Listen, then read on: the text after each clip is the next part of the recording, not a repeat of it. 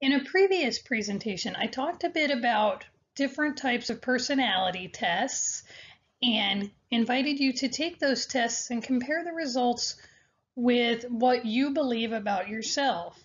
Today, we're going to talk about another facet of personality development, and that is our birth order, where we fall in relation to our siblings, or whether we even have siblings. Personality are patterns of thinking, feeling, and behaving, and it shows up in everything that we say and do. So what do firstborn children have in common? Well, firstborns, like President Joe Biden, are otherwise referred to as the boss. They are generally natural leaders, people pleasers who are reliable, controlling, and compliant. They can also be very nurturing, bossy, conscientious, attention-seeking, and protective. And that protective comes in because they're used to supporting younger siblings. If you're a firstborn, you have your own set of strengths and challenges. One of the strengths of being a firstborn is that firstborns typically score higher on IQ tests.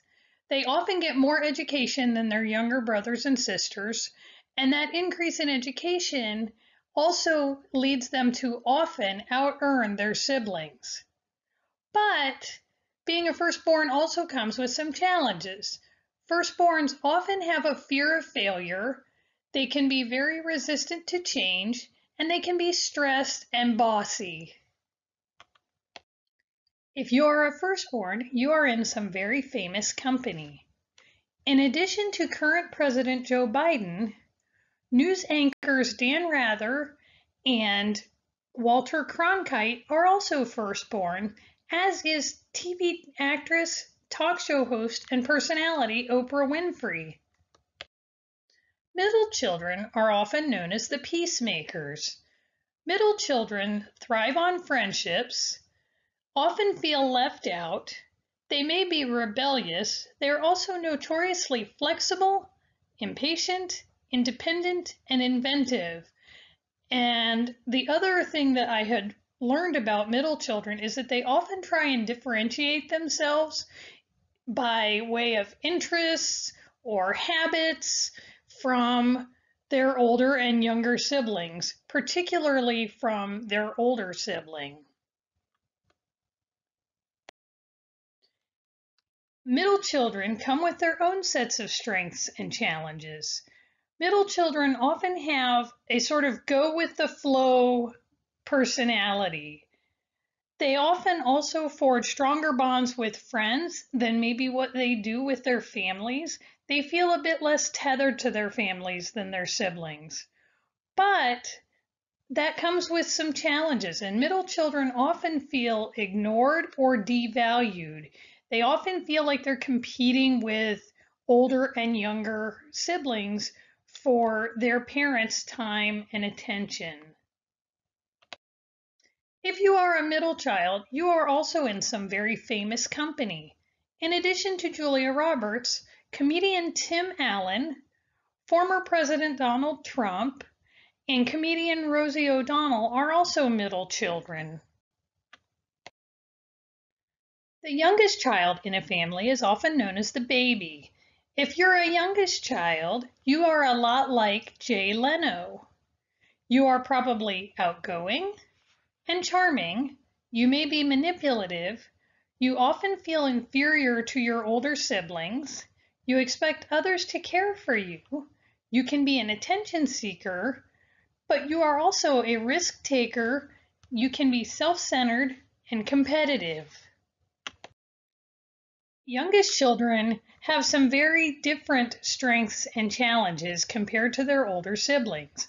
Youngest children are often natural charmers who are social, outgoing, free-spirited, and adventurous. But that also comes with some unique challenges. Youngest children live in a world that, when they are children, is populated primarily by people who are bigger, stronger, taller, older than they are, and that can leave youngest children feeling unimportant. Youngest children can be manipulative, and they are also the least likely to be disciplined by their parents, which can cause its own set of problems. If you are a youngest child, you are also in some very famous company. In addition to talk show host Jay Leno, actor Steve Martin, actress Goldie Hawn, and actor Jim Carrey are also youngest children. Not everyone has siblings, so you may not be the oldest child, or the middle child, or the youngest child. You might be an only child, like basketball player Kareem Abdul-Jabbar. Only children are often called mini adults. Only children often relate better to adults than peers. They like being the center of attention. They are often mature, dependable, and sensitive. They can also be perfectionistic. They are often natural-born leaders who can be a bit spoiled, self-absorbed, and confident. Only children have their own set of strengths and challenges that come from living in a world that is largely populated by adults. Their strengths include being flexible, intelligent, and creative, but it comes with its own challenges as well. Only children can be antisocial, they may be spoiled, and they may struggle with a certain amount of low self-esteem or anxiety. If you are an only child, you have some very famous company. In addition to basketball star Kareem Abdul-Jabbar, former President Franklin Roosevelt, former Second Lady Tipper Gore, and the actor and comedian Robin Williams are also only children. Birth order is only one of many factors that can influence our personality.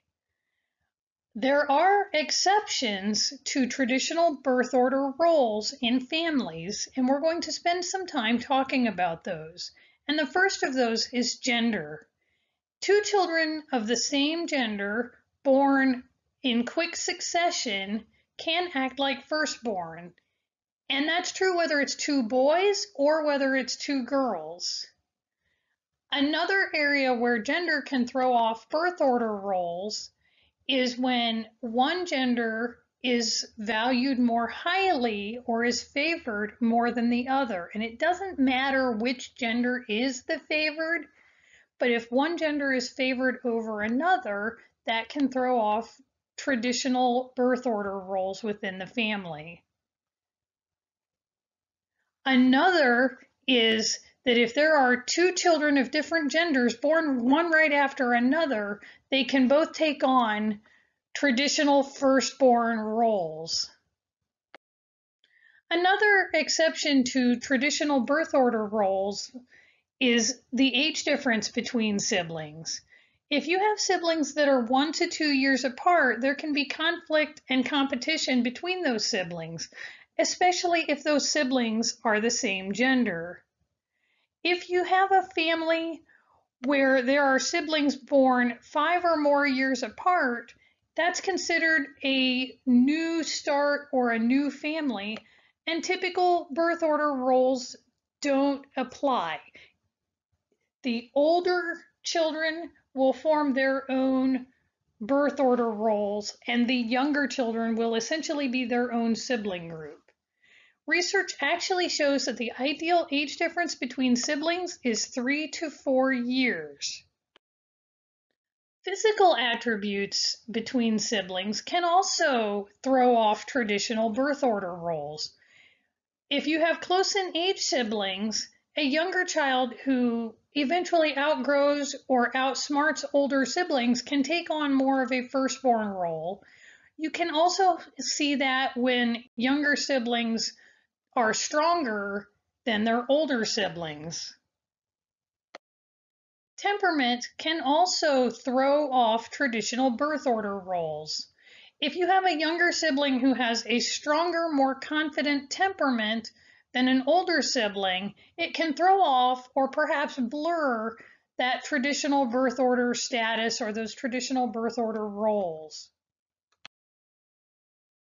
Another exception to traditional birth order roles are siblings with special qualities. So if you have a sibling who overachieves in school or is exceptional in dance or music or sports, that can throw off traditional birth order roles.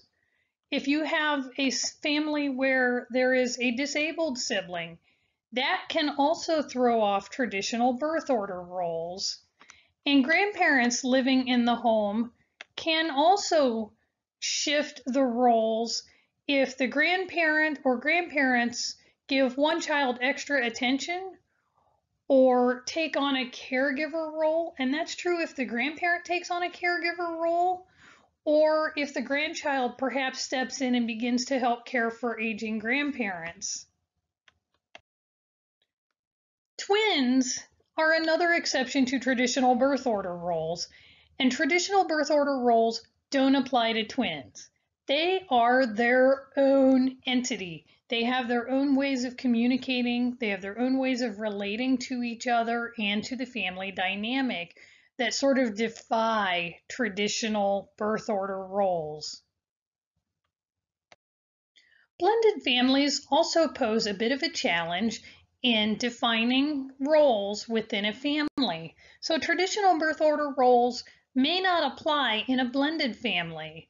It takes time for siblings in blended families to find their places and to adjust to a new dynamic.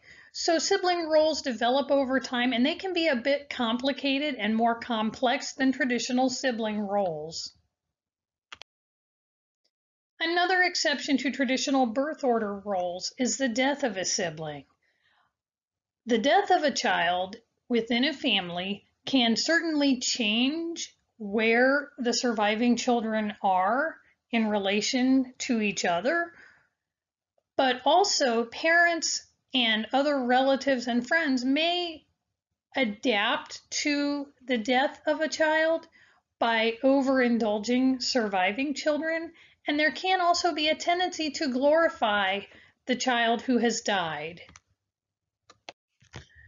Adoption can also change or challenge traditional birth order roles. If a couple has struggled to have a child, the adopted child can be very spoiled by the parents. For established families, an adopted child may struggle to fit in and to find a place within the existing family dynamic. And another struggle that adopted children face often is this struggle with feeling like they aren't wanted by their biological parents and that they may not fit with their biological siblings, especially if their biological siblings are being raised by other families and struggling to fit in with their adopted siblings can be an equally big challenge for adopted children. There are many factors that influence our personalities. Birth order is just one of many. Our home and educational environments also influence our personalities. The culture that we're raised in is also a factor, and there are many, many more factors that influence the development of our personalities. But are you a bossy firstborn? Are you a peacemaking middle child? Are you the baby of the family, the youngest child? Are you a mini adult, an only child? Are you a twin? Were you adopted? Do you come from a blended family? There are so many types of families and so many different roles that children can play within those families. Thank you for taking the time to listen and to learn. I hope that you enjoyed this. And if you would take a minute to take a look at some of these resources. If you'd like some more information, you can look at the resources that are below, and those will also be linked onto our social media sites for your enjoyment. I hope you have a wonderful day.